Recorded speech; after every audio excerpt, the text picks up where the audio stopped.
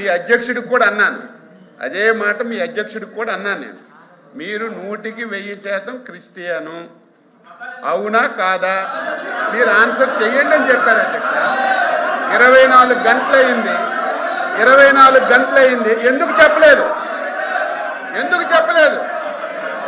24 గంటలైంది అధ్యక్ష, ఎందుకు చెప్పలేదు? నేనని 24 గంటలైంది.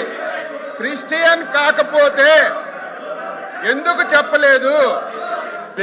నేను ఆ రోజు ఈ రోజు చెప్తున్నాను. కూర్చోండి.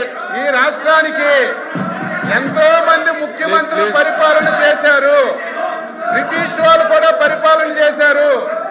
ఎప్పుడు తిరుపతి తిరుమల దేవస్థానం పవిత్రత ఎప్పుడు దెబ్బ పడలేదు, ఎప్పుడు ఇంత అన్యాయంగా జరగలేదు.